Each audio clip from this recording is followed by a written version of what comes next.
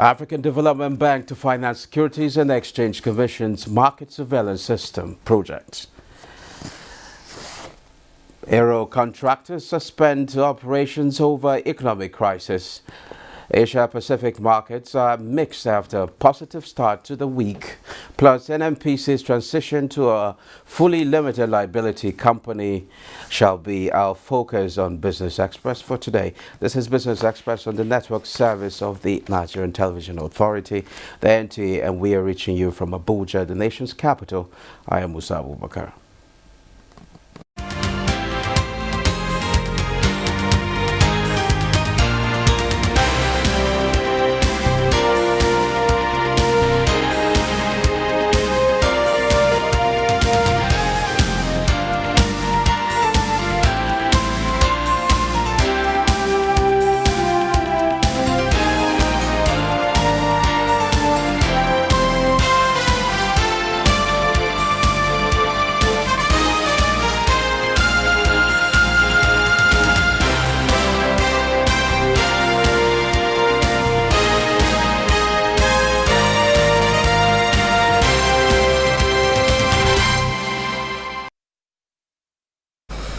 Now, the significance of policies towards a painless energy transition has continued to dominate discussion in the global energy sector.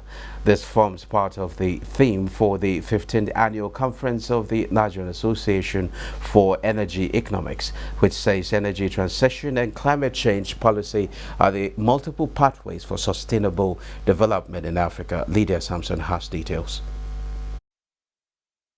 Online participation had key players reiterating that countries with abundant hydrocarbon resources will have to completely overhaul their energy mix, especially in the transportation and industrial sectors of the economy, to successfully meet a net zero emission target. You have to ask, how does the developing world feel when the Western oil and coal guzzling economies tell energy-deficient countries to reduce their use of the world's most efficient development enabler? You have to ask this question: is this climate equity? The PTDF desire to develop strong relationship with the industry in view of ensuring that the benefit of PTDF capacity building interventions are impeccably achieved through collaboration with stakeholders. The Nigeria Association for Energy Economies and counterparts noted that critical to tackling the longer-term impacts of climate change in Africa, strategies will include changing rainfall patterns currently affecting agriculture, food security and poverty. They reiterated that for Africa to thrive, it needs to navigate and be in the forefront of the fight against climate change.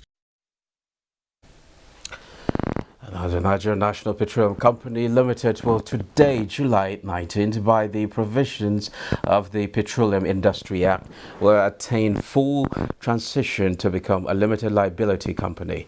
And with the passing into law of the Reform Company and Allied Matters Act, KAMA 2020, which replaced the KAMA 1990 Act, companies like the NNPC are now provided a regulatory framework for how businesses should be carried out in the country, which includes the framework on areas of shareholding, registration processes, statement of compliance, minimum share capital audit obligations, among others. Now, to speak on the advantages of this development and challenges is an oil and gas expert, Bala Zaka. He joins us from our Lagos Network studio. You're welcome to Business Express. Thank you. It's really good to see you, sir. How's Lagos this morning? Fantastic, except that some construction activities are going on in the interest of Lagosians, and that has created some traffic concerns. But it is in the interest of Lagosians also to be patient, because at the end of the day, it will be for the overall benefits of Lagosians and Nigeria by extension. Now to NNPC. In a matter of hours, the NNPC, as we all know, will be transformed into a limited liability company. What does this really mean? It means something positive, depending on how we are going to manage the overall activities after the celebration. It's just like saying when Nigeria was to be unveiled, I think on the 1st of October 1960, you know, I mean, there were so many expectations, positive ones. It's also just like in 1999, when Nigeria was going to detach from military rule, you know, and go into democracy. You know, it's unveiling in context like this comes with a lot of positivities, a lot of hope, you know, and expectations. So after the unveiling today, I mean, what will happen after that will be what will determine the joy and the celebrations of today's unveiling.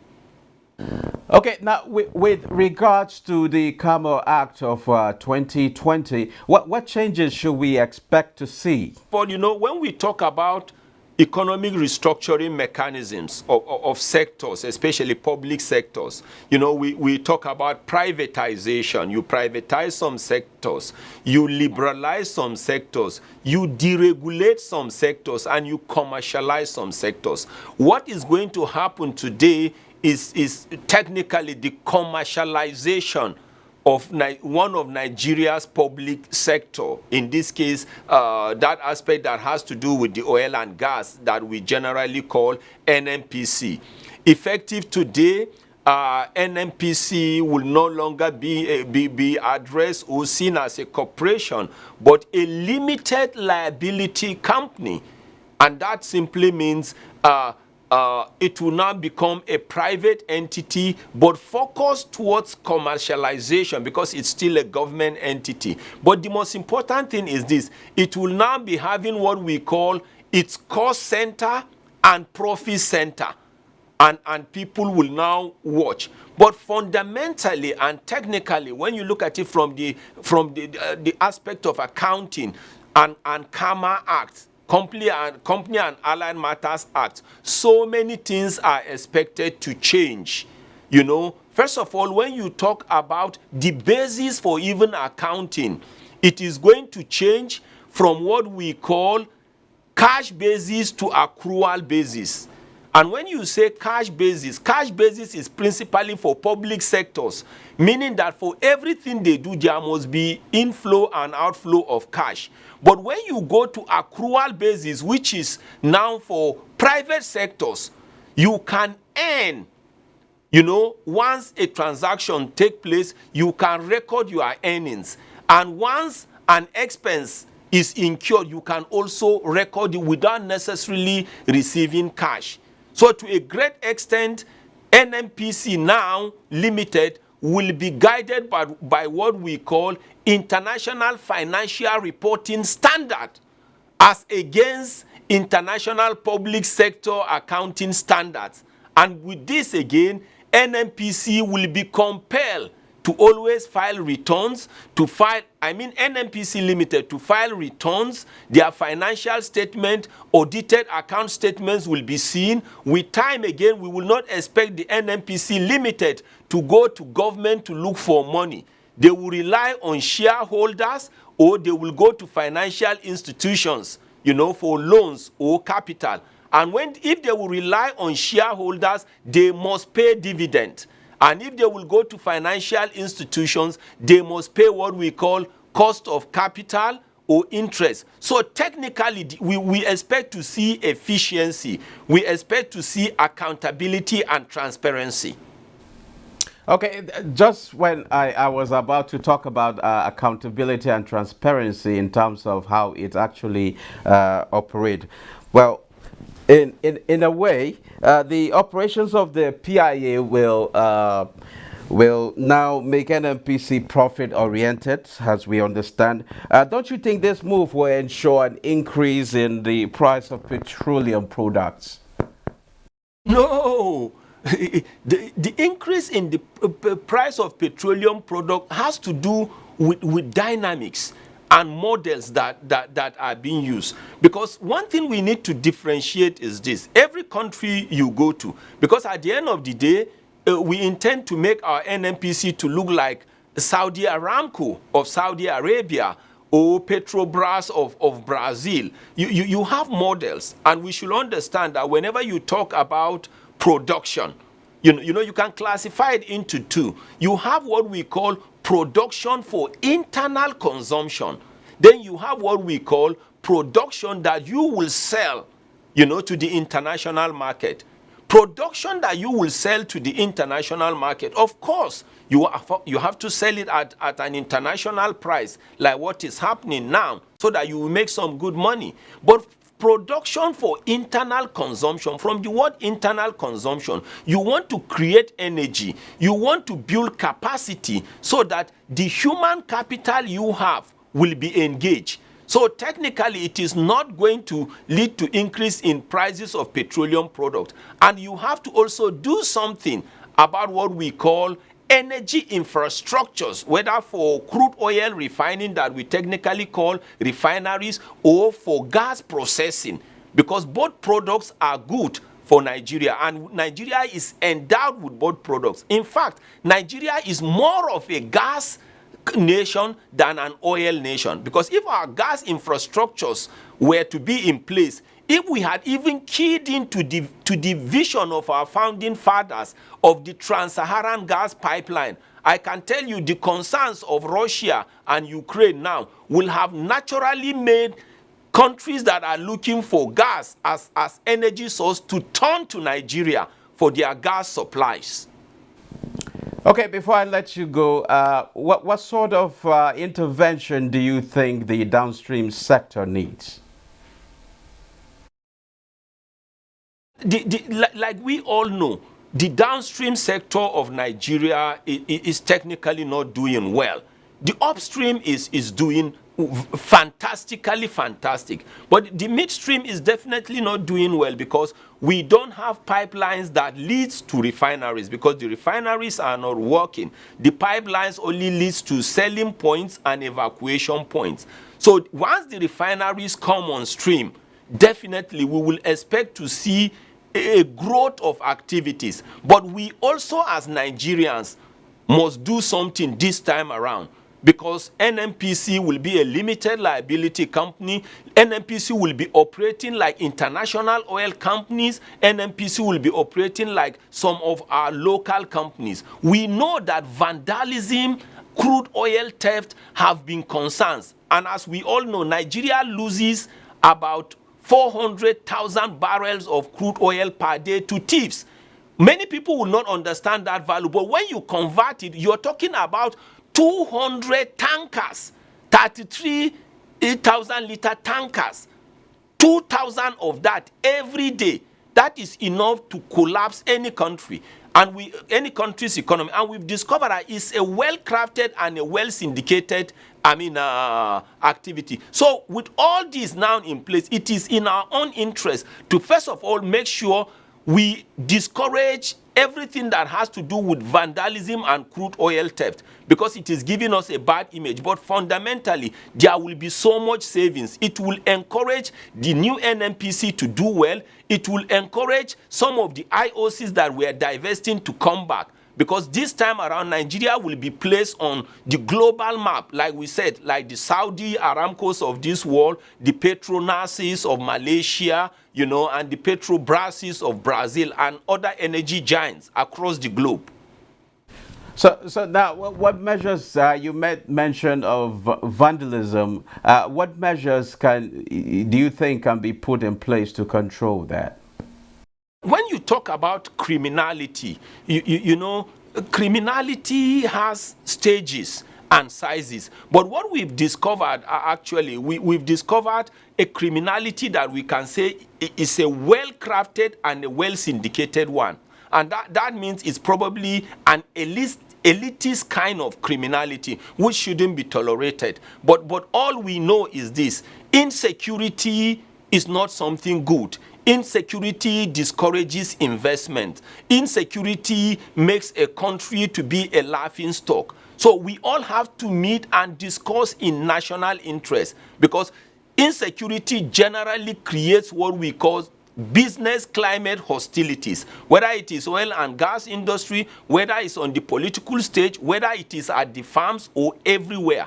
So in national interest, I think with the unveiling we said today, just like the way Nigeria was unveiled at independence, just like the way democracy was unveiled, they come with good news, good expectation, but in national interest, the oil and gas industry of Nigeria must work this time around.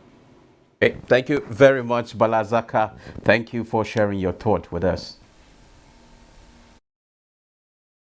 Thank you. Now moving to energy, oil prices fell on Tuesday, taking a breather after surging more than $5 a barrel in the previous session, as a plunging dollar supported buying interest, and on expectations the U.S. Federal Reserve's interest rate hike may be less than thought. Brent crude futures for September settlement fell 69 cents to $105.58 a barrel. The contract rose 5.1% on Monday, the biggest percentage gain since April 12. WTI crude futures for August delivery fell 65 cents to $101.95 a barrel. The contract climbed 5.1% on Monday, and the largest percentage gain since May. Let's now take a trip to the commodities market.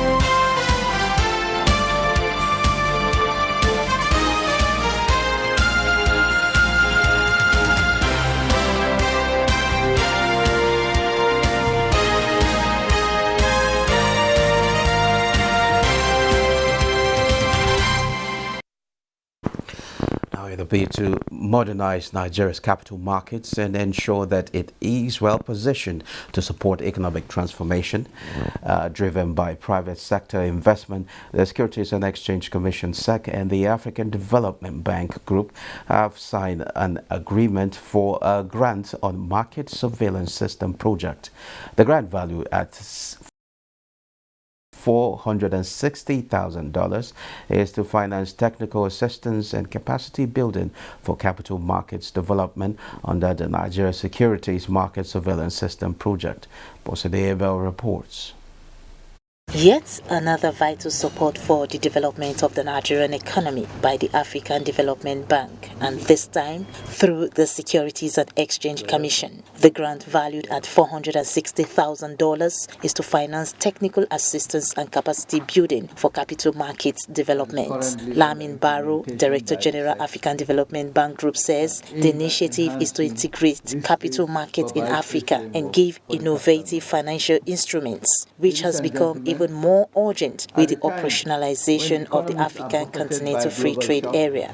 The African Development Bank's support for this project derives from the federal government of Nigeria's efforts to promote the development of a competitive, deep and liquid capital market supported by an enabling regulatory environment. The automated market surveillance tool will enhance the Securities and Exchange Commission's role in investors' protection, as well as ensure a transparent, fair and orderly market and reduce systemic risk. A market surveillance system is required to aid the regulator in detecting and addressing market abuse as quickly and efficiently as possible, and to proactively prevent major infractions.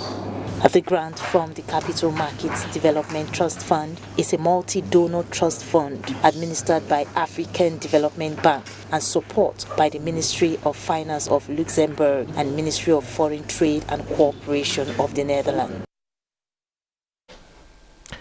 Next is our Surviving COVID-19 series.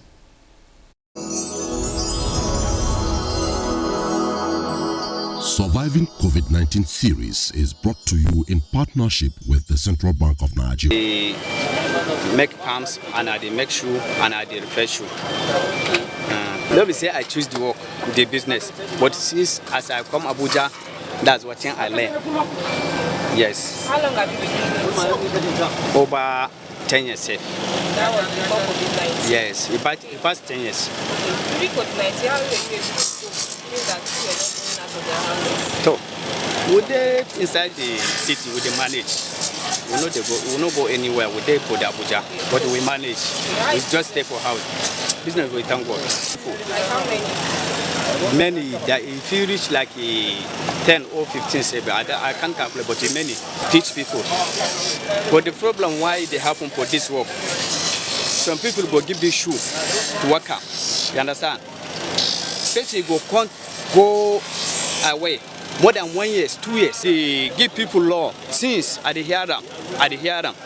But since why they, even 1 naira, I know about some from government why they go give me say help me. As I did now only piling machine I get. I don't get sewing machine. If I want social, I will carry and go another place, go sew, come back to my shop, make up.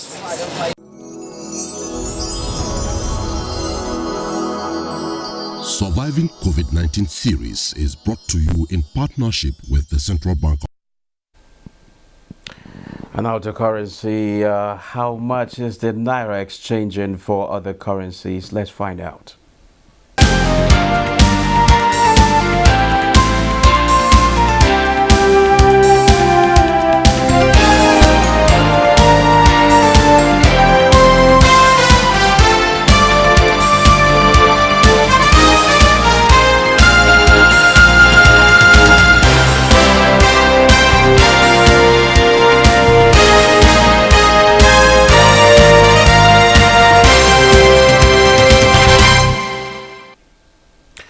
Equities trading at the Nigerian Exchange Limited (NGX) opened the week on a positive note, extending gains from the previous session as the all-share index closed 0.20% stronger to close at 52,319.94 basis point. Notably, buying interest in the stocks of Seplat Energies was the driver of the overall bullish trade. Its shares appreciated by 10% at the end of trading activities on Monday. Shares in the Asia Pacific were mixed Tuesday after a positive start to the week, Bossady Abel reports. In Asia were mostly lower Tuesday after a positive start to the week. Hong Kong's Hang Seng Index dropped 0.82% and the Hang Seng Tech Index fell 0.88%. Mainland Chinese and South Korea markets were mixed. The Shanghai Composite was mildly higher by 0.05% at 3,279.83. Japanese markets returned to trade Tuesday after a holiday on Monday and bucked the trend in the region. The Nikkei 225 rose 0.65% and the Topix index also climbed. U.S. stock futures were slightly higher on Tuesday morning after the Dow Jones Industrial Average slumped more than 200 points during Monday's session. Dow Jones Industrial Average futures rose by 0.36%. S&P 500 futures ticked up 0.50% and Nasdaq 100 futures also rose 0.46%. European stocks fell slightly on Tuesday as the relief rally seen in the previous two sessions lost some momentum. The European Blue Chip Index added 0.8% during Monday's trading session. Markets in Africa have just opened this Tuesday and are yet to post numbers. Now, this is where we end this episode of the program. Don't forget you can access all previous episodes on our YouTube channel. We value your feedback. Do join us again on Wednesday at 3 p.m. for another package. I am Abuja saying keep thinking and doing business.